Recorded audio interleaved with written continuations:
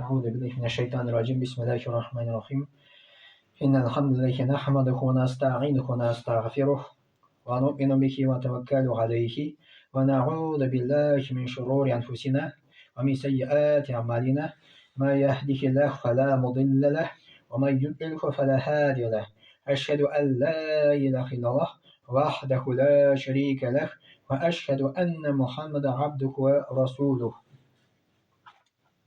يا أيها الذين آمنوا اتقوا الله حق تقاته ولا تموتن إلا وأنتم مسلمون يا أيها الناس اتقوا ربكم الذي خلقكم من نفس واحدة وخلق منها زوجها وبث منكما رجالا كثيرا ونساء واتقوا الله الذي تساءلون به والأرحام إن الله كان عليكم رقيبا يا أيها الذين آمنوا اتقوا الله فقولوا قولا سديدا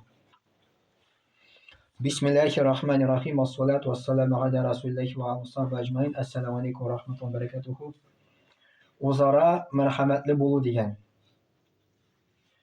Muhammad payg'ambar sollallohu alayhi vasallam aytgan o'zining hadisida mu'minlar o'zaro do'stliklarinda mu'minlar degan so'z iymonli kishilar.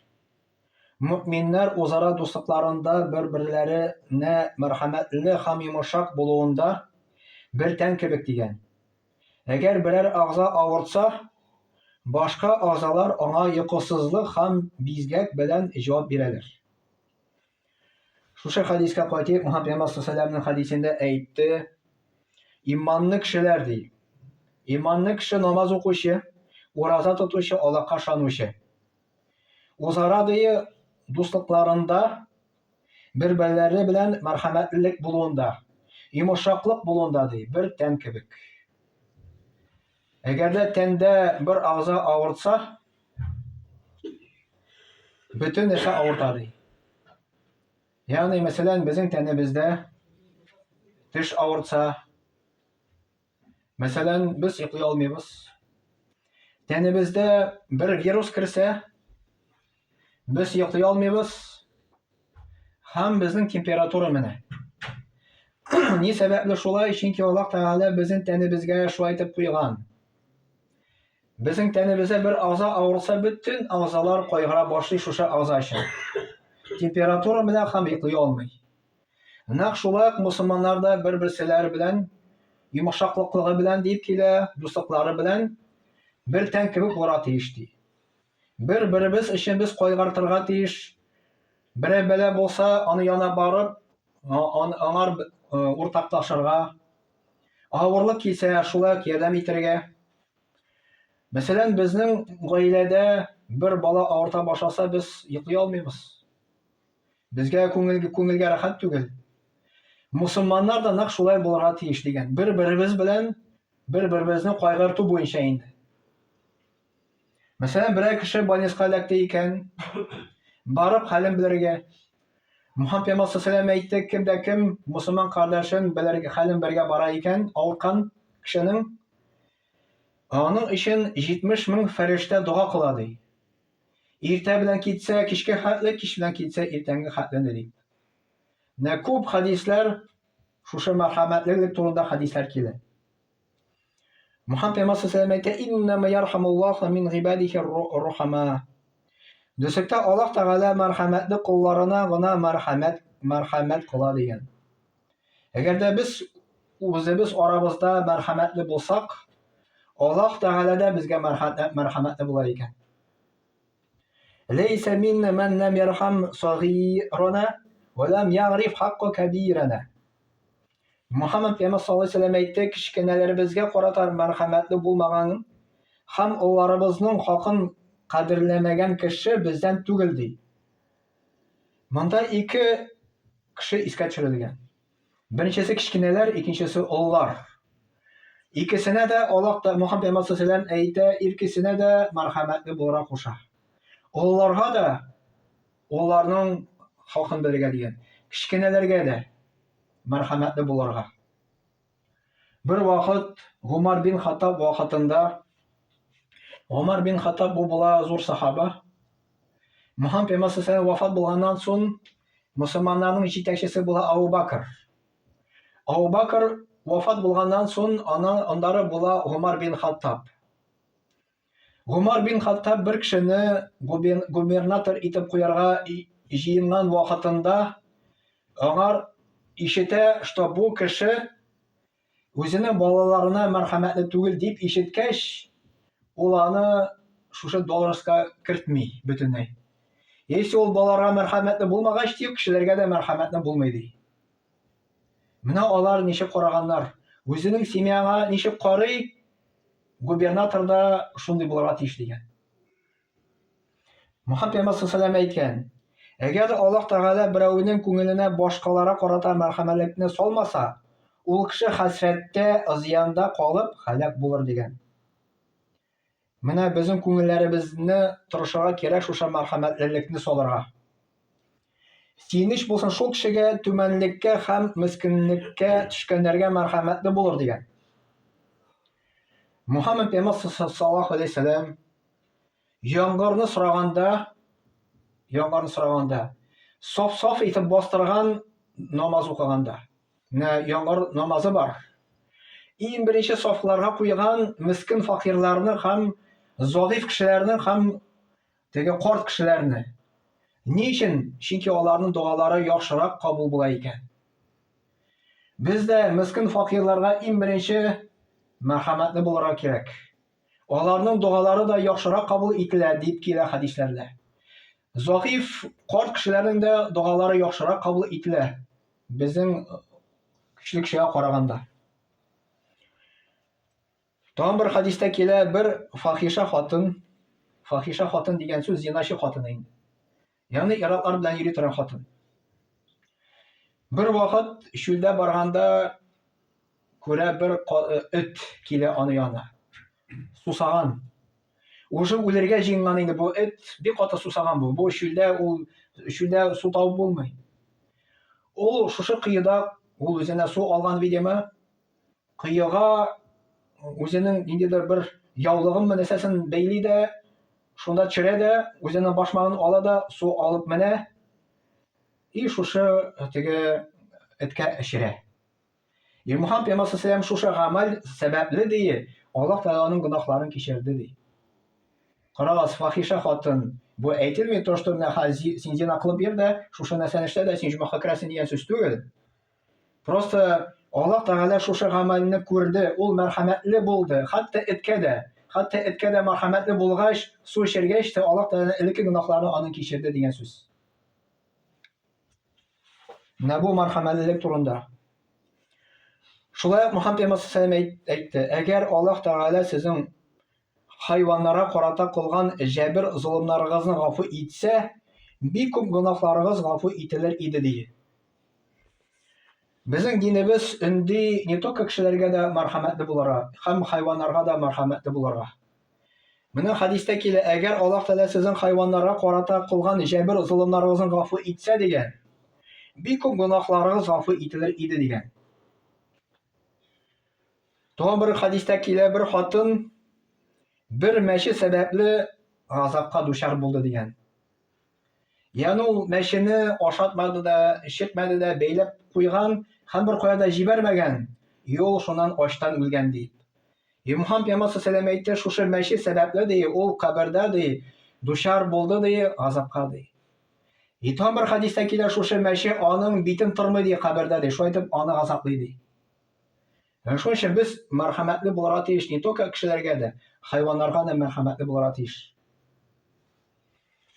Демәк, әгәр дә, мәсәлән, без хайваннарны асрыйбыз икән, ат буламы, сыер буламы, сары, кәҗә, каз, үрдәк, күркә, тавык, эт, мәче кебек хайваннарны асрыйсың икән, аларга карата тиешле хакларын үтәргә кирәк. Ягъни аларга һичбер вакытта да сукма дигән. Безнең кулыбызда кайвакыт ышкына андый әйбер. Мөхәммәд пәйгамбәр саллаллаһу алейһи ва сәллям Аллаһ Тәгалә дә тыя мондый нәрсәдән. Аларга да карата мәрхәмәтле булырга кирәк. Әгәр дә без моны эшләсәк, Аллаһтан гафу сорамасак, кыямәт көндә ул Аллаһ Тәгаләгә шикаят белдерер. Жаловаться итә, ул мине кыйнады дип. Bütün bu hayvanlar Allah Teala'nın bendeleri тоже sanala. Onlarni Allah Teala barlıkka getirdi bizim için. Onlar bizge hizmet iteler. Şunun için özümüzün hayvanlarga da biz merhametli bulayık. Onları yatakların yani koyda olar yatalar, onlarni чистартырга тиешбез икән. Yani onlarga da diskomfort була, әгәр biz onlarni чистартмасак. Onlarni da biz чистартырга тиеш. Yani biz hayvanı tutабыз икән, безнең өстебездә менә шушы хакларны үтәү. Беренчесе onlarni ашату, икенчесе ятакларны чистарту дигән. Там onları авыртып бәйләмәскә аларны. Алар ашарга сораганда әллә нинди пычрак сүзләр әйтмә дигән инде. Yani bu көндә менә татарларда андый нәрсә бар, не только татарлар, вообще Россиядә, вообще халык ул шундый, ул сүгәргә ярата инде. Бер нәрсә килеп чыкмаса, ул малны сүгә. Малны да сүгәргә ярамый, малны да сүгәргә кирәкми, аларга карата мәрхәмәтле булырга кирәк. Андары балаларны имизмичә sütni alma degen. Mesela balаны алып кайты икән, мәсәлән, сыер һәм башка хайван, баланың хакы бар, ул аны мин беренче sütен эчәргә тиеш. Андары гына үзең ич, ин беренче баланы имез дигән, балага эчерт. Андары ул малларга һичбер вакытта сукма дигән. Кызу куалап, анда монда бәрелеп имгәнүләргә, тәннәре авыртуга сәбәп булма дигән. Ике хайванны бер-берсенә зыян иттермә. Мәсәлән, бер хайван көчле икән, икенчесе көчле икән, көчсез икән, аерым аларны тот дигән. Бер-берсенә зыян китермә дигән. Кайбер җирлекләрдә, мәсәлән, хайваннарны сугыштыралар. Әтәч белән сугыштыралар, эт белән сугыштыралар. Бу харам, бу ярамый. Бер-берсенә зыян китерү. Кыр хайваннарны да без аларны да зыян китермәскә тиеш. Кыр хайваннарга да. Әгәр дә алар безгә зыян китермиләр икән. Yani үтерергә рөхсәт ителә, әгәр алар безгә зыян китерәләр. Мәсәлән, скорпион буламы? Или безнең җирлектә змея, исемен унутtum. Йылан буламы? Аларны үтерергә рөхсәт ителә, әмма үтергәндә җиңелчә тиз генә үтерә кирәк дигән, аларга зыян китермичә. Шибенне үтерәсен, шибенне дә тиз генә үтерә кирәк. Шәкин үтерәсен, тиз генә үтерә кирәк. Хайванны да, шалганны да сизмичә тиз генә шалырга кирәк. И пычак та үткен булырга тиеш дигән. Пычак та үткен булырга тиеш. Менә шундый рәвештә без үзебезнең не только кешеләргә дә, хайваннарга да мәрхәмәтле булырга тиеш. Әгәр дә без мәрхәмәтле булсак, Аллаһ Тәгаләгә дә безгә мәрхәмәтле була. Әгәр дә без аларны карасак, хакын үтәсәк, Аллаһ та безгә әҗрен яза. Әгәр дә без аның хакын үтәмәсәк, без үзебез үстебезгә ул вакытына гөнаһ алабыз. Шуның өчен шушында нәтиҗә ясыйбыз. Кешеләргә мәрхәмәтле булырга, кичкенәргә мәрхәмәтле булырга, улларга мәрхәмәтле булырга, хайваннарга мәрхәмәтле булырга, кыр хайваннарга да мәрхәмәтле булырга. Шулай кырмыска икән, сиңа зыян китермәй икән, аларны да үтәргә ярамый. Зыян китерсә генә үтәргә ярый аларны. Бигрәк тә кортларны да зыян китермәй икән, аларны үтәргә ярамый. Мөхәммәд пәйгамбәр саллаллаһу айрым хадисләрдә килә, кортларны үтәргә ярамый диде, һәм кырмысканы үтәргә ярамый ди. Әгәр дә ул зыян китермәсә инде. Әлбәттә, ул безнең шуга икән, без аны үтерәбез әлбәттә. Имеется в виду просто так үтәргә ярамый. Кырмысканы просто так үтәргә ярамый. Һәм шулай кортларны просто так үтәргә ярамый. Субханак ва бихамдик, ашһаду ан ла илаха илля анта, астагфирука ва атубу илейк. Вассами'у дуа.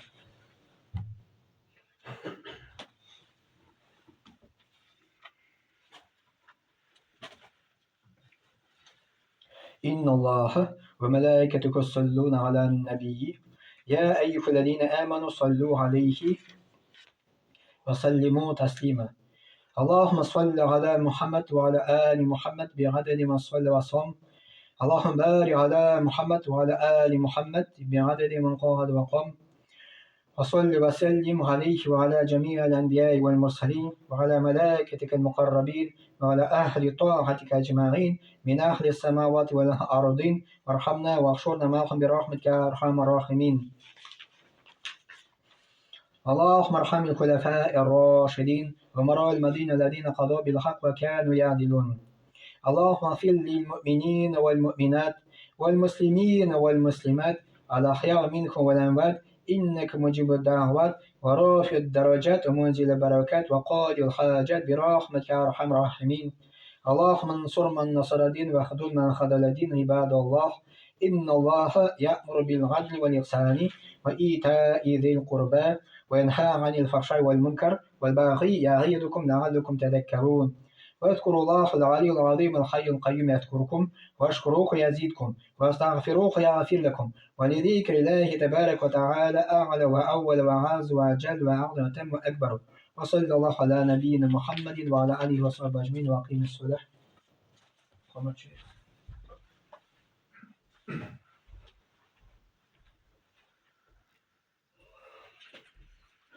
الله أكبر.